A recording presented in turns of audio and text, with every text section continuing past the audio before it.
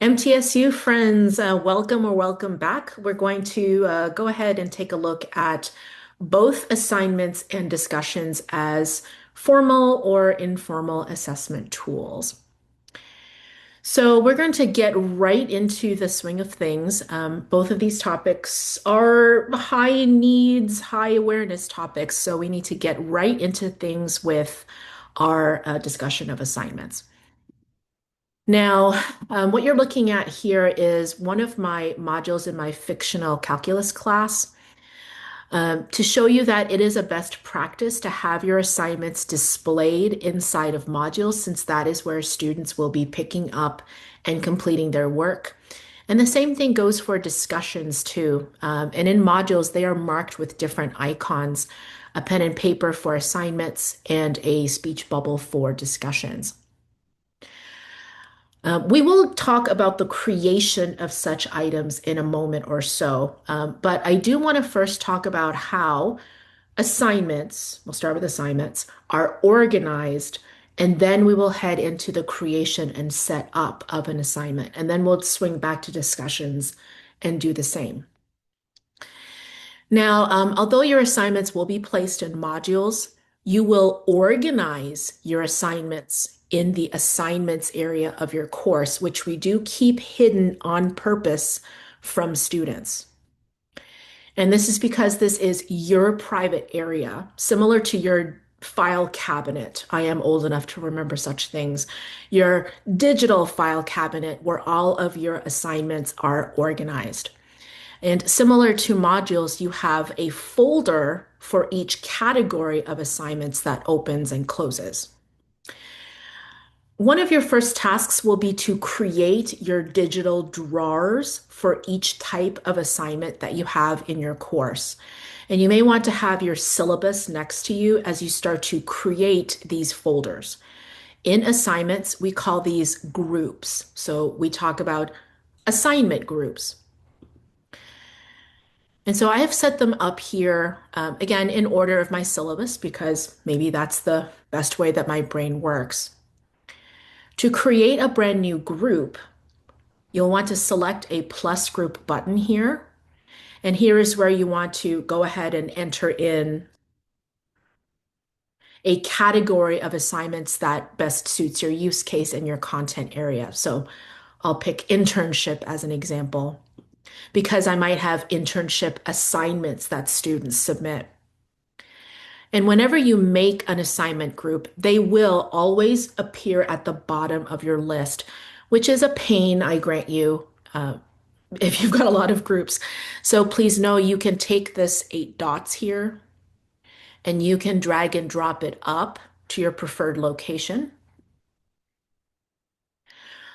You can also do the same for any assignment group which even contains assignments like this one, so that you have your assignment groups in your preferred order. Now, if it comes time to do things like uh, weighting your assignment groups, first here a note about weighting, because I get this question a lot. This represents a course where I do not have weighted categories, but I do have assignments in each category that have different point values. So take a look here. This assignment is worth 10 points, so is this, but this one's worth 15 points. So you can still do weighting.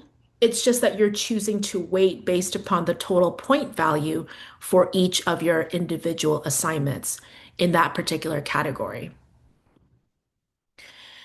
And to institute that kind of weight, you'll see when we create an assignment how to add the total point value to the assignment settings. So that's coming up later. Now, if your department or you prefer to weight your assignment groups, for example, you want assignments to be 50% and you want quizzes to be 30%, things like that, then what you can do is create those weights right here. I grant you it's a small area to focus on. Right here are the settings for your assignment index. And you want to choose the second row in the options to weight the final grade based on assignment groups. Now, if you don't want to weight the groups, then you move away from this area right away. You don't have to do this, but if you do have weights for your categories, click on that checkbox here, and here's where you insert the weights. And you just want to check and make sure, generally, that you have a 100% listed here. So once you have your percents entered here, you will see them represented in the title for that assignment group. Now, here is an additional option, which by the way is available whether you weight groups or not. So it's always available. In thinking about your course, I have no doubt you've got certain aspects of your course that are more frequent than others. So assignments are more frequently given than large projects, in which case you might want to have Canvas drop the lowest score or drop the highest score. And while you may be used to doing such things in the gradebook, in Canvas, those drop rules are here, not in the gradebook, but in assignments. And here's where you can locate those drop rules, or those rules as they're called. You're going to find that particular group here, and then in the three dots menu for the group, you're going to choose this option to edit. And right here in this new window is where you can tell Canvas, all right, you're going to drop the lowest, or you're going to drop the highest, or both. And additionally, especially when you get closer to the end of the semester and there's a big project, and you never want the project grade to be dropped, then you can select right here, add an assignment, and pick that assignment that you never want to be dropped ever. And the rules that you have chosen to place here will be linked right here for you to see. So I hope you can see that my current rule is never drop that particular problem set. So you can have a situation where, and I think this depends on how you teach your course, right? You can have these weighted groups, or you can have unweighted groups. And I think the latter is most common in courses where you tell students, for example, there are 2,000 points in the course, and 100 points are for this, and 500 points are for that. You can still do that. But in that case, I would recommend that you just keep your categories unweighted. Of course, you should work with your admins to make sure that your gradebook functions as you want. So that's my take here on assignment groups. Consider these as baskets that help organize the types of assignments you offer to students within certain categories. And if you ever have to delete a group, like this empty internship group, select on the three dots here and choose delete. Not a big deal because it was empty, right? Now, if I inadvertently do this for projects, mistakes happen, right? This does have projects inside of it. So if I click on delete, thankfully Canvas says, are you sure you want to do that? So it says, hey, if I'm going to delete projects, I'm also going to delete the assignments. So if you'd rather not do that, you have a choice to move those assignments from one group to another.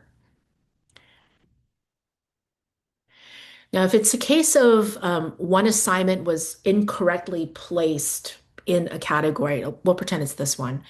You could simply take that individual item here, this discussion, and I can place it in a different drawer. So I'm going to hold down on the eight dots here and drag it to the area that should go.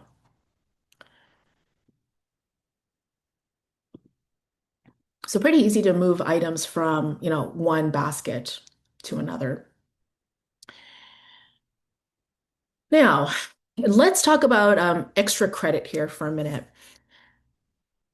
I've done testing, and I'm going to tell you about two options where you can have Canvas calculate your extra credit assignments correctly. I'm also happy to create extra resources on this if you want me to later, folks. So here is option one. I'm going to go ahead and remove the weights here. So this would be for that situation where you have unweighted categories. You can absolutely create a group called extra credit. So that's what I've done here. I've created an assignment in this category called extra credit assignment because it helps me organize myself. Now, in order for this to work, your extra credit assignment should be 0 points. So that ensures that students who don't complete the assignment will not have their grades drop because they didn't do it, because after all, it's extra credit.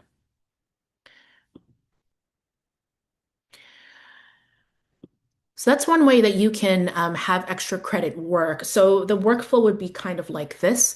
You tell students about the extra credit assignment. You tell students, I know it says 0 points, but in reality, it's worth 5 points. If you wish to do it, then submit your work.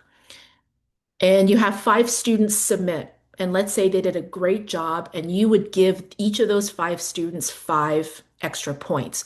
So those 5 students have 5 points out of 0, which now will bump up their overall course grade.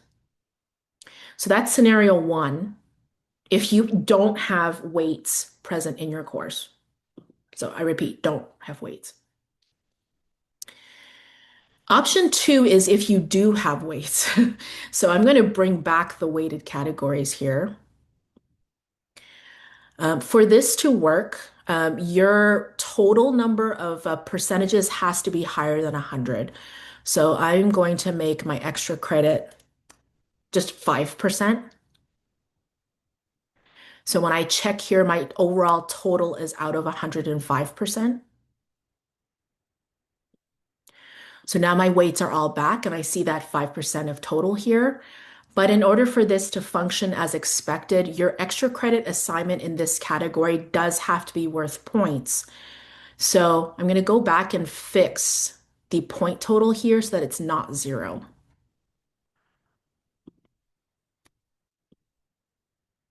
And then I'll go ahead and save that. This will work exactly the same as in option one. So you tell students about the extra credit assignment. You have 10 students that submit it. They all did a phenomenal job. So you give them 5 points out of 5.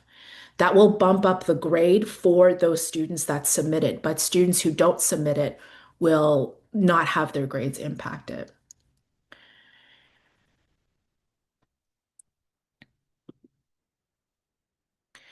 So those are our 2 scenarios for how you can set up that extra credit.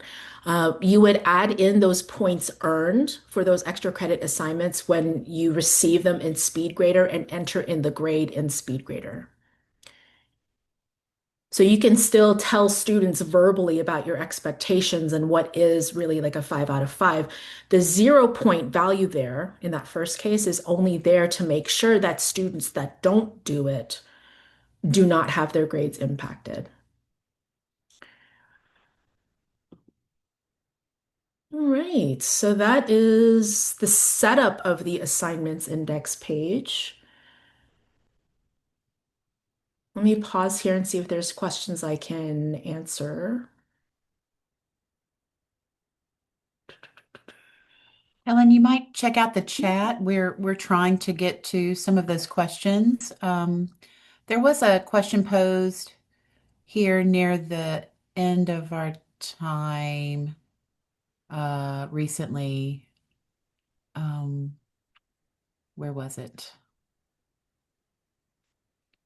Oh, from Jackie Gilbert. How do students receive 5 points if the point total is 0?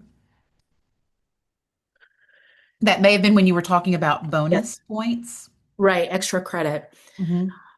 You want to, here, let's do this. I have a fictional scenario set up here. So, Jackie, I hope that this resonates with you. This is my own Canvas, by the way, because I've got students with grades in here. So, I have students in here, they've submitted work, they do all have grades. So, I'll show you that here. Here's Bruce. Bruce has an 84. Troy here has like a 77.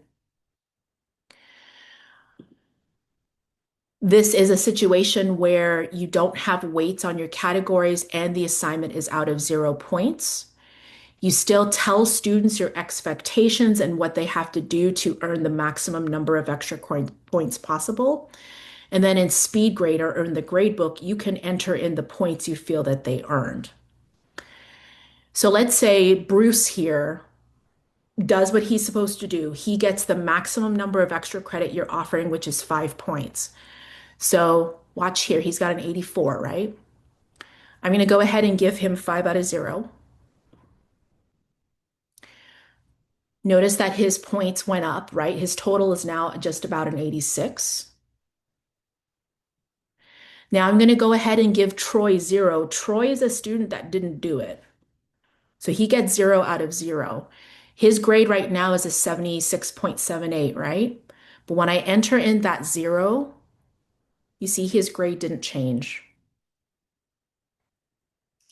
The only point of the total point value being out of 0 is to make sure only students that do the extra credit get the bump in their overall grade.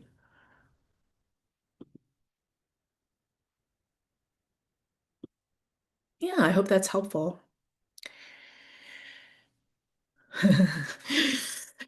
All right. So that's my talk on extra credit. I knew that extra credit is it's a point. It's a situation a lot of folks are concerned about. So perhaps we can come up with some resources targeted towards extra credit, maybe down the road. All right. Any other questions I can answer?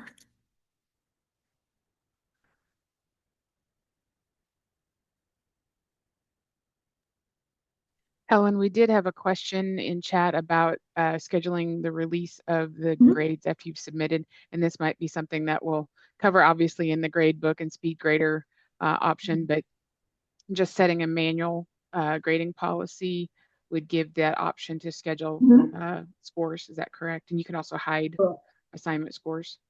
Correct. We'll touch on this in the grading session, but we now have an ability to be granular, more granular than used to be.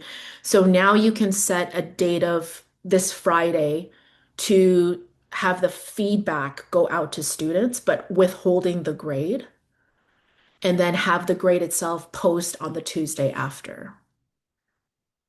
Now, if you did not prefer to do that, and it's fine, there is also the manual posting policy option, which allows for the instructor to control when grades and feedback get released.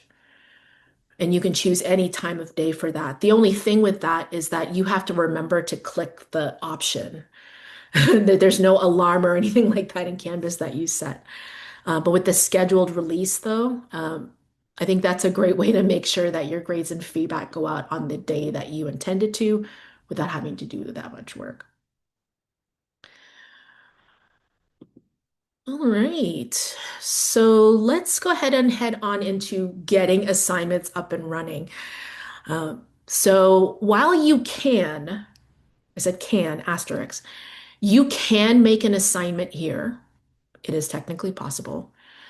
Um, I am just going to do this just to show you that when you make an assignment in this way, it's blank. And DIYers might be okay with that. The issue with doing it this way, though, is that you have to set up the assignment and then remember to put it in the correct module.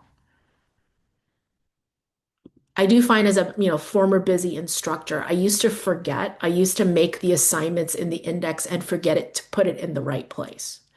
So I'm going to suggest to you as a better practice to go into a module that you've already created and make the assignment here, because this ensures your new assignment appears in the module that it needs to go.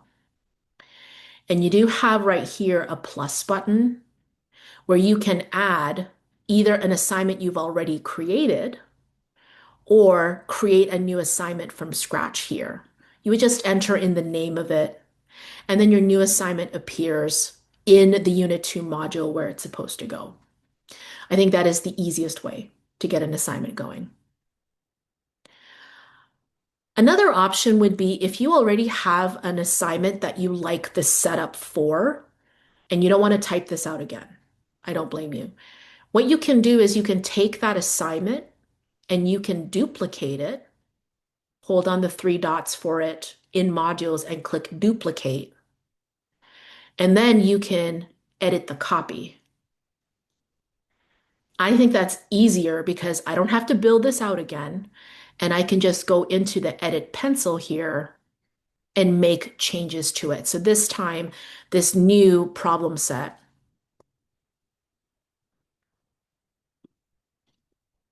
there we go, is going to be questions 16 through 25. See how easy that is? And so after I check for accessibility here, now I can go ahead and start in on my settings. Now, if you did start with a blank assignment made in modules, you will have to fill in your appropriate directions, in which case I would recommend you have a simple three-section system. You have a directions area, you have a guidelines area, which is your expectations for student conduct, and you have some kind of technical support area. So they don't email you questions about Canvas. They go to Canvas and get the answers from Canvas about how to work with assignments. And so you would use the rich content editor to create those directions. And I encourage you to think about making video, adding images, adding videos from Studio or YouTube. And once you have checked for accessibility here, here is where you start in on the magic of adding in your desired settings. Here is where you enter in those points. Remember when I was talking about assignments having greater weight than others, right? Here's where you can add in 100 points, 200 points, 15 points, whatever number of points. The next control here asks you to place this assignment in the correct assignment group. When you click on the dropdown, you get a list of all of the groups. And if you don't remember this, it's okay, but I'll tell you, this is mirroring the exact categories that I had in my index. This is why I think you need to spend time in your index so you know, because you set this up, what your assignment groups are, and you can move it to the appropriate category. Our next setting here has you indicating how the grade should show to students. If you want to show to students as points like 13/15 or percentage, 100%, 80%, or to have it show as complete or incomplete, check mark or little x. Do keep in mind that a complete score with 15 points means numerically 15 out of 15, and incomplete means 0 out of 15. There's also other options here which leverage a feature called the grading scale.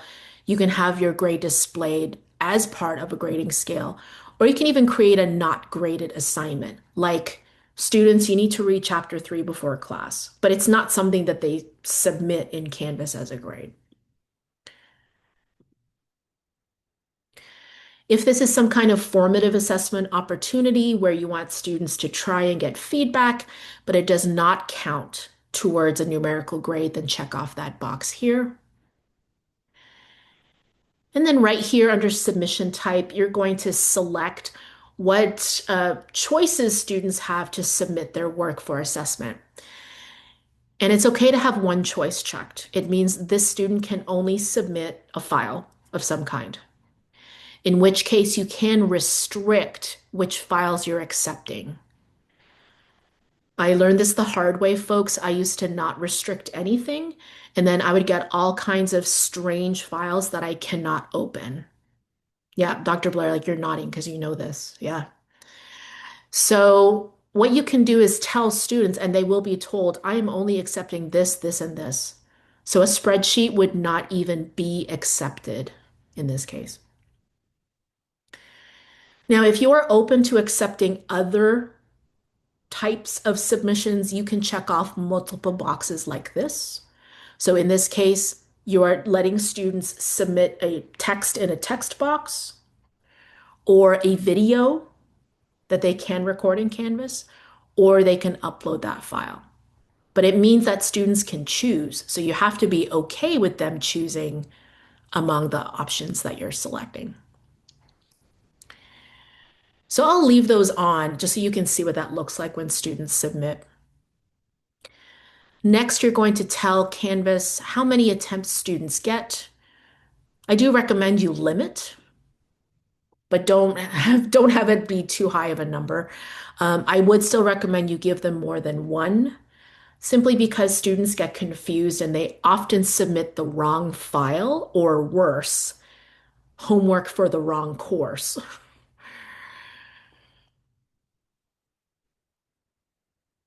Here you can turn on a plagiarism review.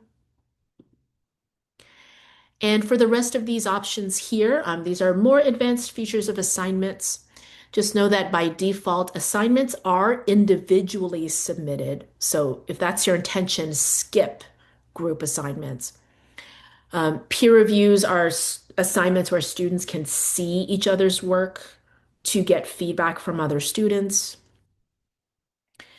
There's also additional options like moderated grading. If you have TAs, they can grade work for you, and then you choose which grade to keep as the final grade, or anonymous grading and anonymous annotations.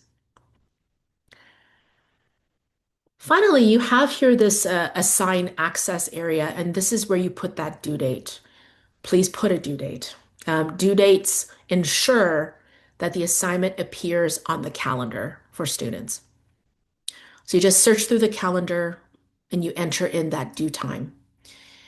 Now, it is a soft date, meaning students can still submit after the 13th. If you wish to put a boundary on that, you can use the until box for that. So in this scenario, I'm accepting it until the 18th at this time, but it will be marked late. That's possible. They will see late. And if you wish to have a boundary on the other side, students, you can start to submit on the 12th. It's due on the 13th. It's late after the 13th, but the last time to submit is the 18th. You can do that too. And under assign to, if you have students with extenuating circumstances or accommodations, you can enter in their names here and give that student their own date, which only applies to, obviously, that student. Then you want to make sure to hit save and publish. So here's a look at that assignment as completed, and it is published, so students can now find it. And when that date opens up, they can start to submit to it. Now let's take a look at rubrics. At the very bottom of the assignment area is a place where you can create a rubric or find a rubric that you have already created before. I'll go ahead and create just a very simple problem set rubric. It's just going to have one criterion in it. I'm going to assume that you want this rubric to be the vehicle for the grade. So points earned on the rubric talk to the grade book. In which case, make sure to check this box here. Use this rubric for assignment grading. And then here you just build up your criteria. So I'll click on draft new criterion. And I apologize, this is not a quality rubric. So I'll put here answers are accurate. Place the total number of points possible here.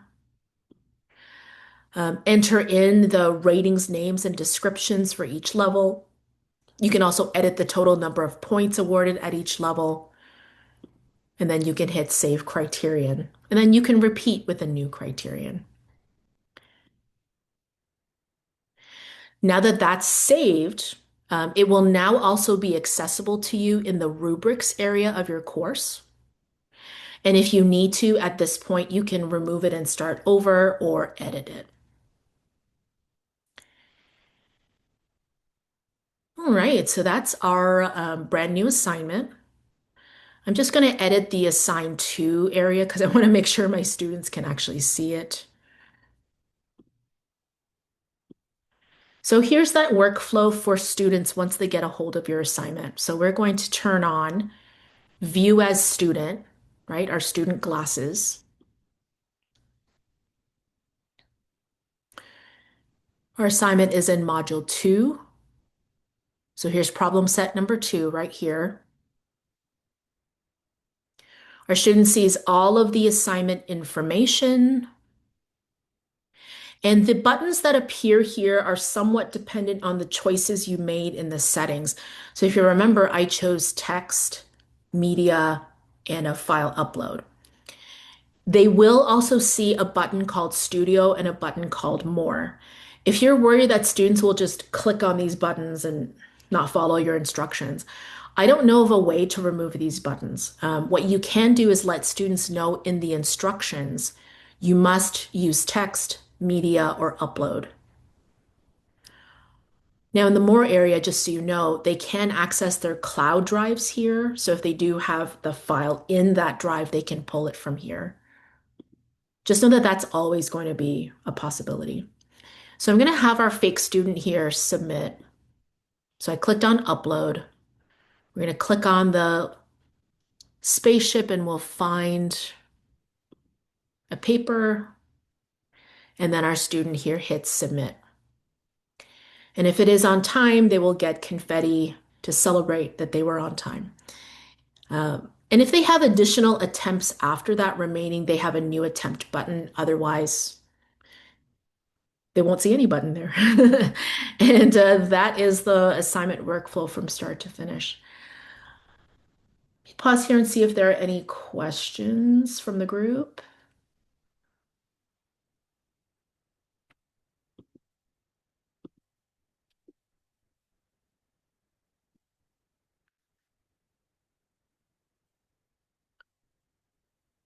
Okay, are we doing okay?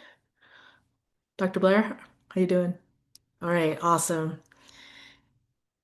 Well, from assignments, let's go ahead and swerve on over into discussions. Similar to assignments, you have an organizational area in your course called discussions. And you notice again, we hide it because we want students to find discussions in modules. So this still represents a place for you to organize and manage the discussion boards you have in your course. So in general, roughly, you have a search. You also have a way to filter your discussions by all or discussions with unread replies in them.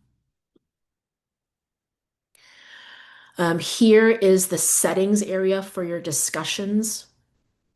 It's a good idea to determine here what you want students to do or not do. And in general, I would not recommend you let students make their own discussion boards. Leave that off.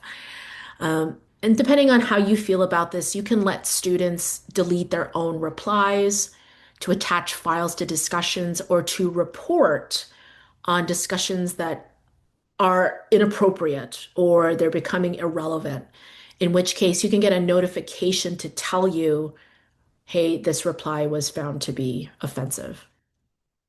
So you can uncheck or check those settings basically at any time, and then they hold. Now, in the main area of the discussions index, you have generally 3 drawers, but they don't look like assignment groups. You have in this first drawer, rather, discussions that you're keeping an eye on. These are pinned discussions. All it does is it places that discussion at the top of the board so you notice it right away. Now, if it becomes necessary to move that discussion, you notice here you have 8 dots, you can drag it to the regular discussions area, or in the 3 dots here, you have an option to unpin, and then that also brings that discussion board to the discussions area. Similarly, if I want to pin a discussion because it's really hot and busy and I need to keep an eye on it, you can go to the 3 dots for the discussion and then pin it again. Now, here's an example of a board that has some replies on it. You're going to see a pill that tells you number of unread replies and the total number of replies. You also see whether it's published or not. And you also see a, little green flag. Sometimes the flag is not green. By default, when you create a discussion board, you are automatically subscribed, so you will get an email whenever somebody replies to the board. You have to be okay with that. If you are not okay with that, you can unclick, I suppose, the ribbon to make that ribbon appear clear. So that ensures that you don't get those repetitious emails coming to your Canvas inbox. But you can adjust that at any time. And then in the options for a specific discussion, edit brings you to the settings for the board. Close for comments means this discussion is out of hand or this discussion has outlived its usefulness. We are going to stop allowing students from adding replies. If you're at that point, then choose close for comments. And that will make it so that students can't add new replies to the board. You can also open it back up. The assign to function is a quick way for you to add a due date for discussions. You can also move discussions as you've seen using the 8 dots. You can duplicate discussions here or send that or copy that discussion to other courses that you have. So this represents a place where you can keep an eye kind of from the 30,000 feet view for all the discussions in your course. But I said previously, the best practice is to make a discussion in the module, right? So let's show you that now. If we go to modules here, we'll again stick with Unit 2. Click on the plus button here for the module. And in the drop down, choose discussion. If you want to create a brand new discussion, choose create topic. And then here you can type in the title and then add that to your module. Now, if you do add it in this way, just know it's going to be at the bottom and you might have to move it up to the top. Another way to make a discussion is helpful if you already have one you like. See, I like the setup, prompt, guidelines, technical support. I just want to make a copy of it. So similar to assignments, I can take that previously created discussion and I can duplicate it here. See, right here is the duplicate function. And then I can go into the copy and then just edit that.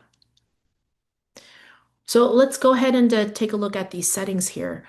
I'll click on the 3 dots here and choose edit. And then here is where I adjust or add in the title and the new directions for the prompt.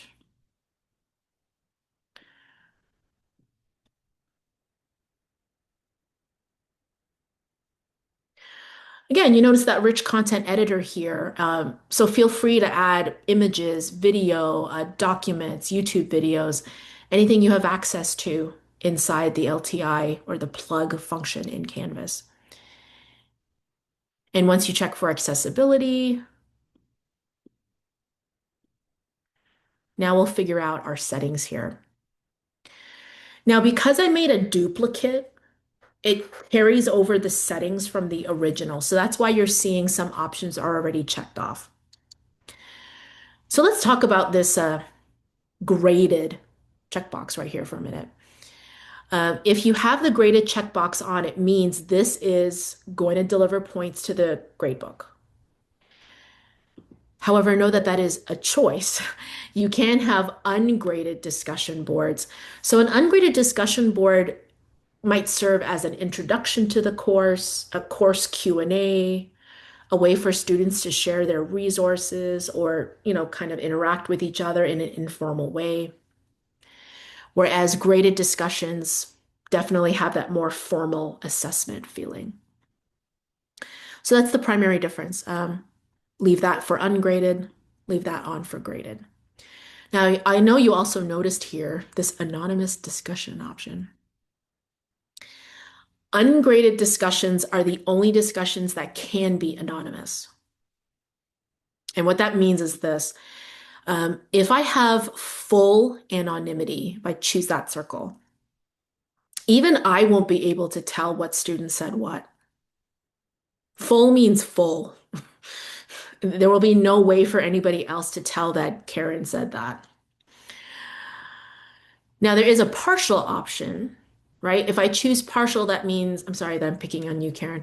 It means that Karen can choose to reveal herself as Karen or to have a pseudonym that Canvas makes up for her. She can choose that, though, is what I'm trying to say. Or off just means by default, everybody sees that whoever said whatever. So totally optional, but can be helpful for those cases where you have to discuss, say, sensitive topics, right?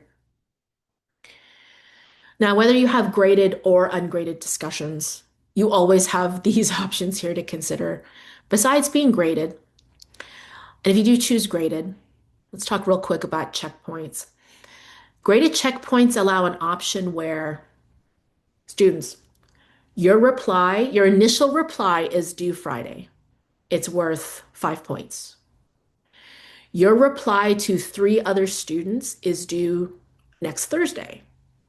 And those replies are, I don't know, 15 points. So it allows you to have multiple due dates with different point allocations for each action. So if that interests you, then check the box. If it doesn't, then don't. I'll leave that on so you can see what that is about.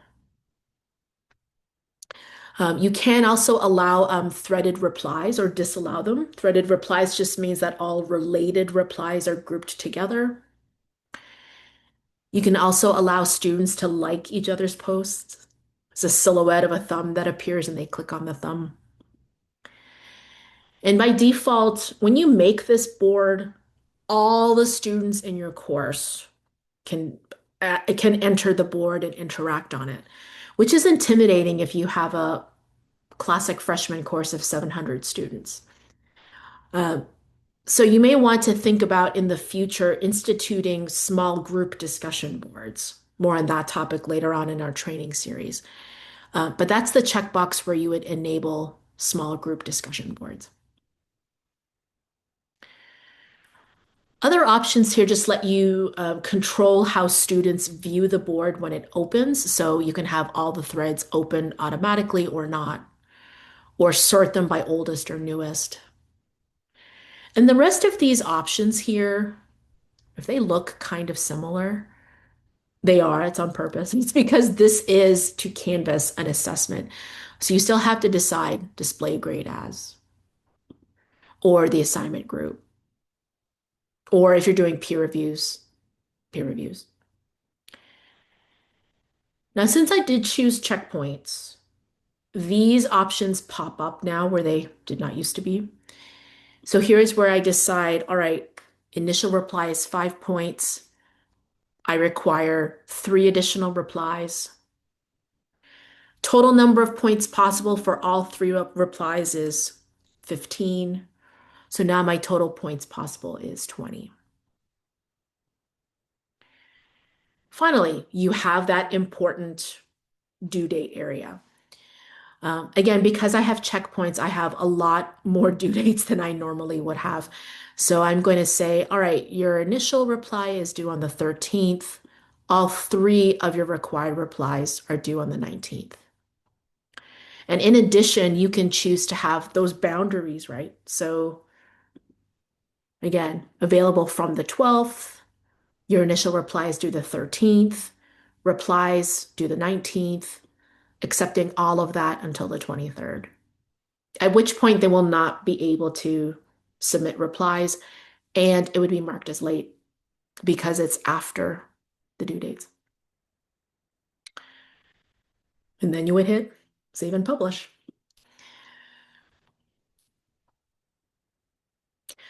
Now, I think it's pretty easy to tell that an ungraded discussion board is less clicks to set up, right? Just a quick peek at that. I think I have one here. Yep, here's my course Q&A discussion board. Don't knock the ungraded discussion board. They can be really valuable opportunities for students to interact and talk about course topics in a way that feels a lot more genuine almost. So in our ungraded discussion, you obviously don't have any of the assignment settings, but you still can require that they do this. So you can still say, hey, this is assigned to everybody. It's available from this date until this date. And you can even add it to the student to-do list, which is the due date. So while it's available between these dates, it has to be done by students by the 20th. But still, though, you won't be able to assign points for the students' submissions. And then you hit save.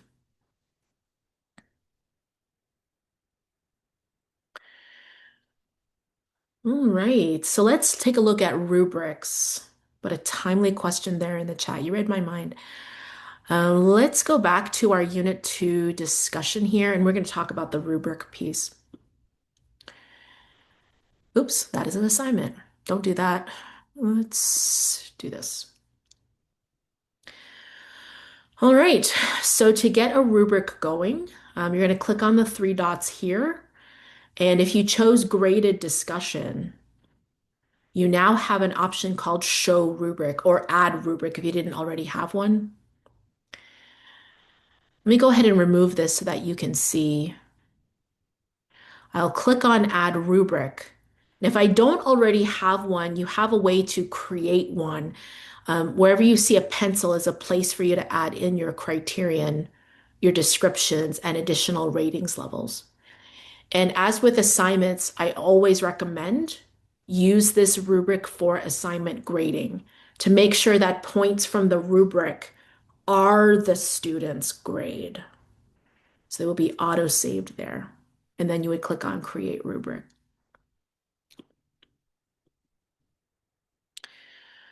With the checkpoints, I actually don't have a good example here to show you, but I can tell you in SpeedGrader. Let me see if I can at least pull up SpeedGrader.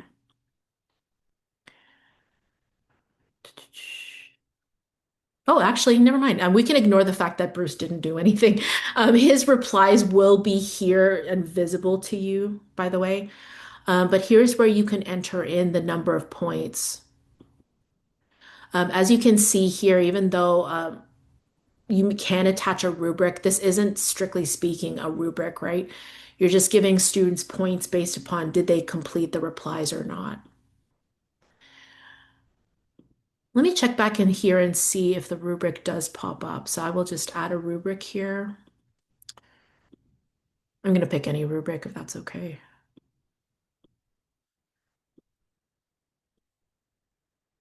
Okay, so we got a rubric attached.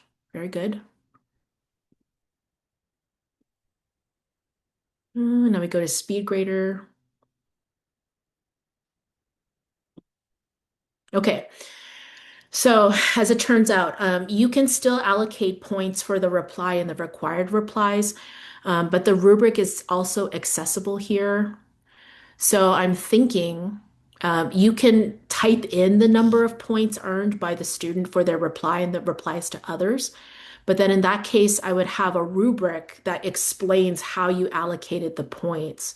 So maybe one row of your rubric has to do with the reply to topic. And this is where the total points are recorded. But here is where you tell students, this is my feedback regarding the quality of your reply. And then you can have a second row that discusses the replies to other students, which is out of 15 points.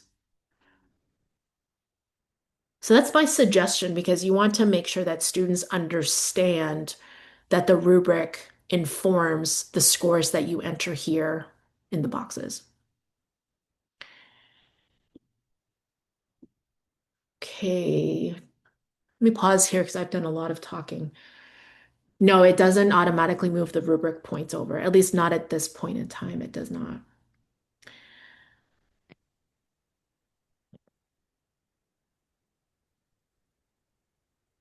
I know you're okay. I'm looking at this question here in the chat from Janet. I know what page you're thinking of. It does not tell you in the at the discussion level anyway if students have read a discussion. No. Can they track their own reading of discussion posts here? No. There is inside of course analytics an option where you can see if students have accessed a discussion board, but it doesn't tell you did Helen read Karen's post. It doesn't get as granular as that. Helen, Mhm. however, just as taking Oh, a class, this is Lauren, hi. and I'm on a different headset, so I hope you can hear me. Yeah. The From a student perspective, the can you show her the little pill? Because that was something that's helped me at least as a student to keep up with how many have been posted and how many I've actually read. And if that's the second part of that question, and can they track their own reading? Um, I don't think they you, can see the pill unless you let students see the discussions. oh, gotcha. Okay. We can take a look. I'm curious They now. may not. The Yeah. class I'm taking, it does help to see the little pill, but I see what you're saying. Yeah. Yeah, in which case it might give students an idea of the total number of replies, Yeah. Yeah. not that Helen did 5 replies or anything like that. No, it just tells me how many replies are in there so that I know how many I need to go read or look at if I'm supposed to be reading everything.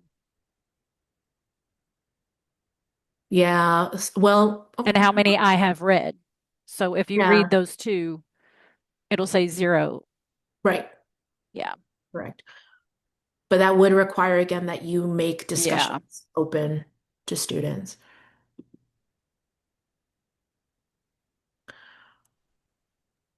All right. As for that student view, it's actually very similar to the instructor view. Basically, what you see is what they see. They have here the instructions. Now, notice they don't see the rubric here, right? They would have to know to go to the 3 dots and show the rubric, which they can access because they have access to this. But they do have here a reply button where they can enter in that reply, and they have the rich content editor. I've seen instructors do really cool things with replies. They'll say, for example, students, you have to do a video, right? And this is how you click on the drop down here and you record your video or your audio. Or you can require that they upload a picture from their latest artwork, progress in a project here, and have students reply to each other, requiring that you give feedback that's constructive and helpful to another student. So you can even use a discussion board almost like an informal peer review without setting up peer review.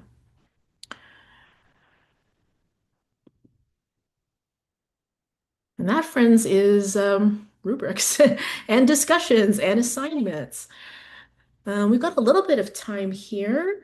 Any questions come up for you? Helen, Anything? there are a few questions posted near the end of the chat Okay. from Ann Janet. So Oh, I maybe answered just, okay, I answered Anne's question. yes. And Uh, then Janet's question. yeah, we just saw that if you allow discussions to be visible to students, then they can see if they have read all of the replies. Hmm. So I made it open here. So in view as student, first of all, there's a blue dot here. So that lets the student know, like, come pay attention to this. There's been changes since the last time you were here. And our test student can see there are 2 unread replies and 2 total replies. So when they look at the board and they read the replies, that's going to auto update. So thanks to Lauren for that insight. I didn't realize that, but she's right. They can track each other in that way, but it would require discussions to be left open. But if it's a question of can the instructor see that Helen read 5 replies out of 20? No, I don't think that's possible.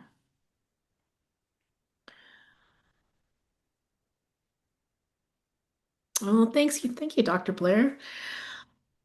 Yeah, all the vocabulary is different, right? Everything is in different places. It is absolutely like moving from one house to another house. Everything is still there. You have a bedroom, you have bathrooms, but maybe they're named different things. They don't work in quite the same way, but you will get it. I know you will. And as we have a little bit of time left, I'll put my video on. It's always weird to hear a voice and no head that goes with it. I will double down on what Karen Hine posted in the chat as a faculty member. Karen posted at 123 the link to our faculty resources that have the course templates.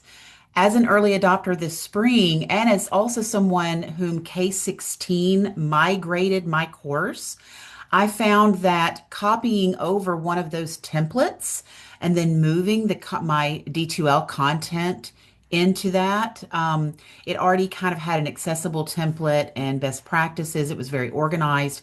So I highly recommend checking out those course designs in our faculty resources tab. And just so that folks know, because it's recorded where they are, go to the Commons area in your global navigation. And all of our, by the way, gorgeous MTU templates and resources are prominently at the top of the area. You can check them out before you import so you can make an informed decision. And then you simply click on import download and make sure to pick the correct course where you want it to go. If you pick all, you're going to get this page in all four courses. Just pick the one that you need.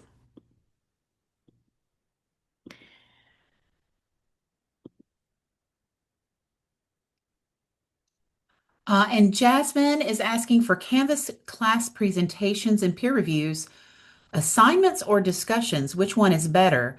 I'm wondering if the response to that, Helen, might not also encompass Canvas Studio for class presentations, which will be a separate training. Oh, I'm not sure, yeah. Helen, how you might respond to that. Oh, like it's called Canvas for a reason. There's so many ways to do a thing. To have students submit video, Studio is great because in addition to creating that video in Studio, students can also annotate their own videos. So let's say you're a music instructor and they're playing a piece on that studio video.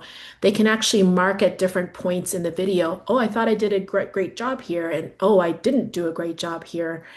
Um, while you can record videos in the RCE as students, they don't have that same capability to annotate. There's also a couple of additional bells and whistles in Studio, like some gentle editing of videos is possible there in Studio, which is not possible in the RCE. As far as your presentations, you can also use Studio to create your own video lectures.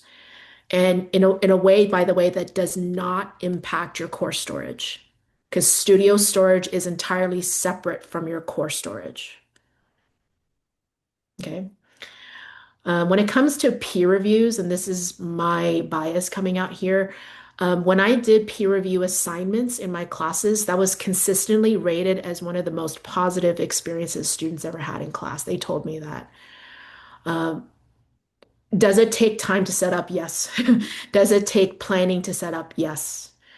And it also requires comfort and familiarity with Canvas in general. So I wouldn't recommend you do it right out of the gate the first day of classes, right? But once you are comfortable enough with it and students are able to use the same rubric you would use to assess each other, you start to talk about what the rubric means. And you get these really powerful conversations that I don't think I ever had before with using regular rubrics and regular assignments. Discussions are great too. Um, when we do I think we have group work coming up in March. Yes. Yes. I can show you a little bit of how peer review discussions work there. Um, you can use peer review in discussions, but for me, I like the peer review assignments better. Personal bias, personal bias. But I will show you both so you can make your own decision.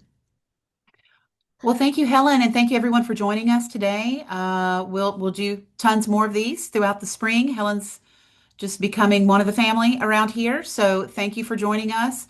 Reach out at any time to the Center for Teaching and Mentoring with your questions. And we hope to see you soon for another one. Thank you, Helen. Thank you. Y'all have a Bye, great day. See everybody. you very soon.